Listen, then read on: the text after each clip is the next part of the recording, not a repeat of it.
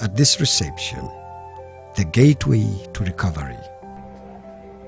So this is the reception area for the TB ward. When patients arrive, they are received at this desk where they are registered. After being registered, they go to that station where they take off blood samples and sputum for monitoring. Does the patient just walk in? Do you come from anywhere, or do you have to be referred? Okay, that's a good one. So Mulago Hospital has a catchment area of about 8 districts. These districts have gene expert machines on site in their districts. So we have Mukono district, Nakaseke, Butambala, Mpiji, Nakasongola, Buvuma, Chiryandongo. Those are 8. Yes. So each time they diagnose a patient with MDR TB, the TB which is resistant to the usual antibiotics we give, the TB which takes 6 months on the minimum for minimal disease, but up to 18 months when they have extensive disease to treat. They must refer them to a specialized unit where we manage resistant tuberculosis. So they will refer the patients here with a diagnosis of resistant TB. So what Mulago does, when the patient is diagnosed, they will alert us. So Mulago has an ambulance. So the ambulance will go and pick the patient from the community, from all those districts. We pick the patient from the community, bring them to Mulago, and then we counsel them about the disease they have, this tuberculosis they have. Why can they manage it from Nakaseke or Chiryandongo or Buvuma? It's because the medicines are not available in those lower facilities. The medicines that treat resistant TB are available across the country, actually in 17 to 20, about 20 facilities that manage MDR TB. Mulago is the largest center that manages resistant TB in the country. So our catchment area, they refer to Mulago, the one I mentioned about. This is the TB unit. Like I said earlier, this is where we keep all the x-rays and the patient's files. These are our registers. We register, these are our registers, and all the patients must have chest x-rays which show us what damage TB has done to the lungs. So a patient who has tuberculosis can have the TB germ eating up their lungs, and this affects their lung function. And that's why they begin to cough and also develop difficulty in breathing. But patients, when they start treatment early, then they can prevent their lungs from getting damaged. So we call upon patients to go for TB testing early, so that when you start treatment, your lungs are not damaged by the TB. If you delay to access care, even if you're treated and you cure, you will have scars in your lungs. And these scars can cause you to have a chronic cough and a chronic ill health in terms of difficulty in breathing. And so it's important to diagnose TB early. So we give both TB and HIV services one-stop shop to prevent patients who have TB from going back and again coming for another clinic. We ensure that when you have TB or HIV, we test you. If you have TB, we test for HIV and vice versa. We do what they call bidirectional testing, and this is important because it helps us diagnose and treat you for both conditions early in time to prevent complications. And therefore here we have both TB drugs and ARV drugs in this facility. That brings me to some questions. Out there, we believe that whenever you have TB, diagnosed with TB, then you are HIV positive. Yes, it is true that TB and HIV are related because HIV lowers your immunity. It means diseases like tuberculosis can easily affect people with HIV. In fact, our data shows that 40% of patients who have TB are also HIV co-infected. So it's very important that we ensure that we do bidirectional testing for either. If you have TB, we test you for HIV. You have HIV, we test you for TB to ensure that we treat you early to avoid complications and suffering from both diseases. It's called a cruel duet. Both of them make the patient worse, and even management is more difficult because you must take medicines for two conditions. The drugs are many, side effects can happen. Even the drugs can actually interact with each other, and such patients must be monitored very closely. Maybe to be more specific, so is it a must that whenever you have TB, then certainly you also have HIV? No, it's not a must. That is why I say that only 40% of patients with TB have HIV. It's not a must, but because 40% is high, we must always screen all TB patients for HIV and put them to care immediately. On the TB unit of Mulago Hospital, all drugs are free and the drugs are available. We have free drugs that treat tuberculosis, both the first-line drugs, which treat the sensitive TB. Then we have second-line drugs, which treat the resistant tuberculosis. Then we have HIV drugs, and also drugs which manage other conditions, like Panadol when you have when there is fever, like antimalarials when there is malaria, drugs for ulcers. Generally, we also treat for other conditions, because patients who have tuberculosis can also get malaria or ulcers or diarrhea, and we are able to manage all conditions on this unit. Do you have any moments when a patient will come and the drugs are not available? Currently, the TB drugs have always been available, and HIV drugs. But sometimes you might find that they're called ancillary medications, medicines which treat other conditions like Panadol or antimalarials. Sometimes they may not be available, but most times they are available.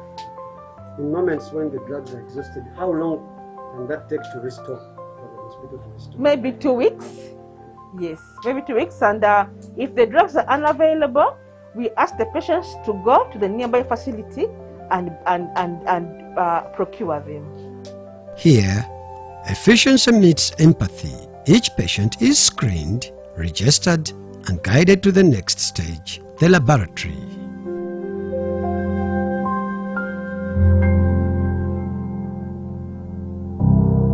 In the war against TB, time is everything. Early detection means early treatment and fewer chances the disease of spreading. You are welcome. This is our gene expert room. This is TB lab, Ward 5 and 6, and it is within the facility of TB. It is a big place. Outside there is our sample accessioning and reception, where we receive patients and their samples. We have them registered into our TB register. The other side, we do the pre-analytical, the receiving, the labeling. The other side, then analysis, we come in here. We are blessed that we have the biggest lab, and on the entire hill, it is only we with the most number of gene expert machines. We normally give patients 3 hours, but as regards to our SOP, the turnaround time for a gene expert is 24 hours. But when we don't have a big load, we normally give them 3 hours to sit and wait for the results. But there are patients who are critically ill. There are patients who are already admitted. There are patients that the doctor wants to take a clinical judgment. So we prioritize and have those results in the next 3 hours for the doctors to take a decision. So that also happens depending on the number of samples that we do have, because there is a time when we have a bigger number of samples.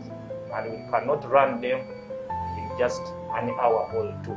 So, on that big machine, I've told you, we have other softwares that can be in a position to run other tests. For instance, hepatitis B viral load, HPV, hypercoronavirus on that same machine, and their samples have already been run, but we also use the same machine. So we are blessed to have this giant machine. Doctor, maybe before we go any further, you talked about releasing these germs into the air. Now that implies that you are safe here. But how about out there where the germs have been released? Yes, thank you. You know, in the build-up of this germ, under direct sunshine, this germ dies off. That is why they are released into the air. For instance, even when I am infected, God forbid, and I am speaking to you, but you are in a distance, 6 meters, you may not inhale these germs. You cannot be in a position to inhale because in between there, they die off.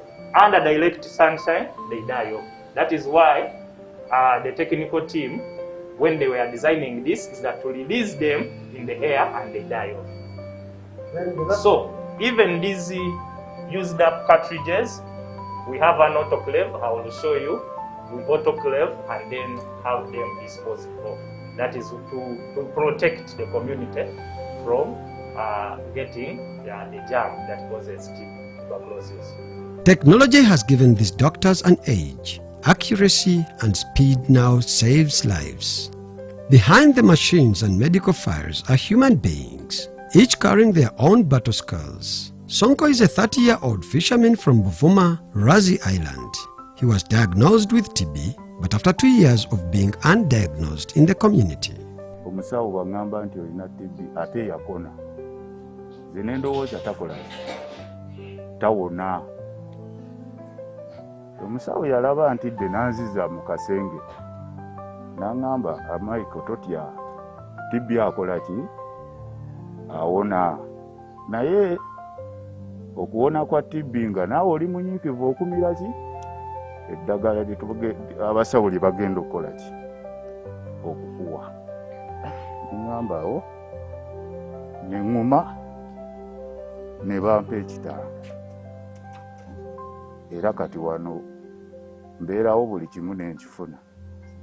Obujjanjabi mbufuna mu budde, eddagala lyonna kye njagala byakulya bijja. Abasawo batufaako kubanga ne bw'obanga ssaawa y'eddagala tebakulabye, bafaayo okunoonya woodi zonna okulaba nga bakuwa eddagala. Tebayinza kukkiriza kulya nga sowaani tezikoze eki, teziweddeeyo z'abalwadde baabwe be bamanyi, era banoonya lwaki omulala takola ki? Tafunye. Era bw'obanga teweesobola bakusindikira waakiri omuntu n'akuleetera. Tugamba n'obanga obulamu butamba. Nfunyeemu enjawulo okuva lwe najja kubanga najja nga nkankana. Musujja nga mungi, amaanyi nga matono, nga mpeekeera nnyo, kale nakati mpeekeera naye tekyenkana kiri. Treatment here is not just about medicine, it's about restoring dignity. Sonko's story is one of the many untold stories of TB patients whose lost hope is restored here at Mulago Hospital. But the work is not without challenges. The department faces overwhelming numbers, understaffing, and the ever-present threat of drug-resistant strains.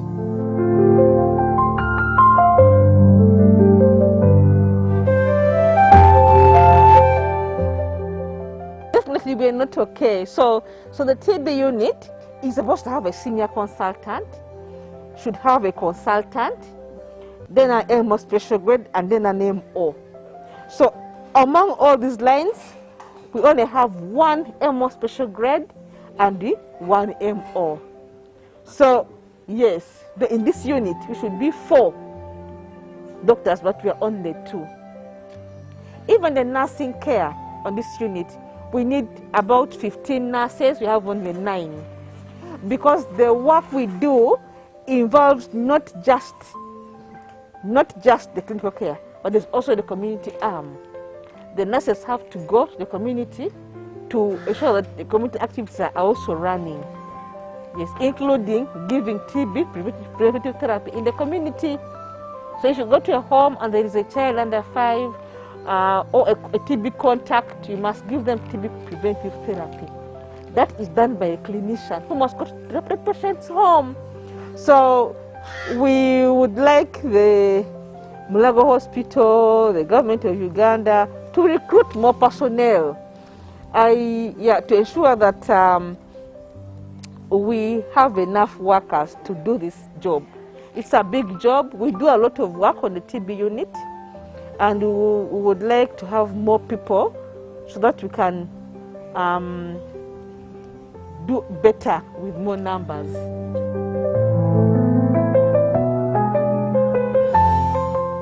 In Mulago Hospital, it is free. You don't pay a single coin for TB care. When you walk into our unit, you access lab services, you access drugs for free. The only thing you pay for is the X-ray. Because the X-ray is not free in Mulago, it's a pay-for service. It's about 50,000 for an X-ray. That's all we shall ask for, but all the rest is free in terms of TB care. It's a war fought daily, quietly, bravely, and with heart. But this is only the beginning. In the next episode, we go deeper to the worlds where the toughest battles are fought.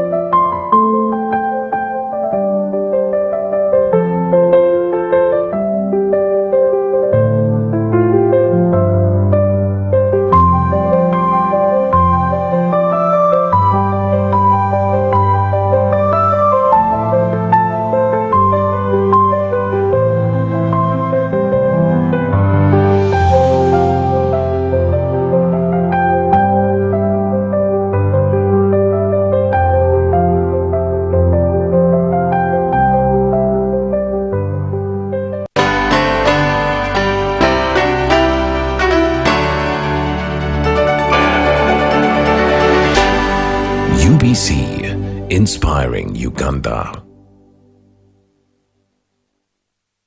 Every Wednesday, live in our studios in the heart of Kampala. We have to change the political culture in this country, really. Who has bewitched Ugandans? I want to assure you, as government, we shall do whatever it takes to ensure that Ugandans are safe. We have conversations that have analysis, explanation. This law society, this union of theirs, because they want a job everywhere, they want to be this, they want to be that, they want... No. We know it's a union. You cannot be making a road, bitumen grade 1, in Congo for 5 billion.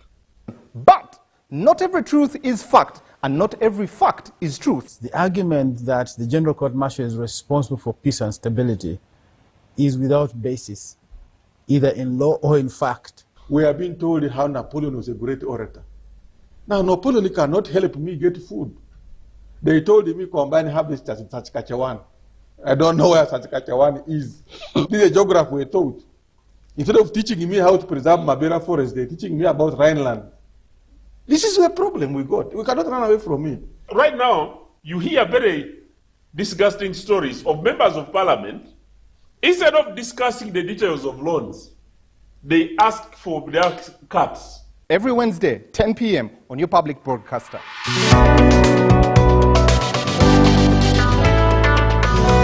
All on your public broadcaster, UBC, inspiring Uganda.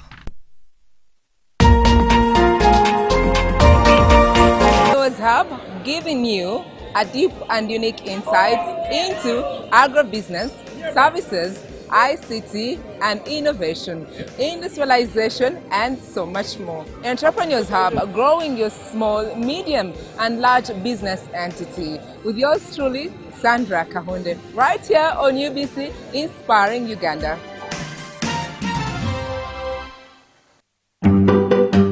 Did you know that our number one value as a nation is to respect and protect the environment? With the current population increase of Uganda and industrialization, this has increased pressure on the natural resources, resulting into environmental degradation and global warming. Developing countries like Uganda could face 80% of the global climate change effects by the year 2030 if no action is taken. Join us here on UBC TV, Inspiring Uganda, on our Eco Plus program, where we bring you an in-depth analysis of issues that are disastrous to our environment. Every Wednesday at 7:30 p.m. only on your loved station, the National Broadcaster. Welcome to Kamai Demonstration Farm. My name is Fred Byamukama. I'm a member of Parliament of Bugangezi West Constituency, Kakubiro District. We are now at our 4-acre demonstration farm. The land we have here is approximately 4 acres. This is a farm we started 2 years back here, 2.5 years back. And on this farm, we have a half acre of pineapple. We have cows for zero grazing. We have 12 of them for zero grazing, 2 which are giving us milk. We have poultry, about 25,000 birds, but only 11,000 are giving us eggs. And we have 1 acre of grass. We have piggery, those are very many. And 1 acre of coffee mixed with banana. Where we are, this is a 4-acre model farm. I did this activity to teach my voters to lead by example, so that my voters can learn what measure the president tells the public. This is an initiative I learned from the president sometime back when he sent me to learn to Kaumu, to Kisozi,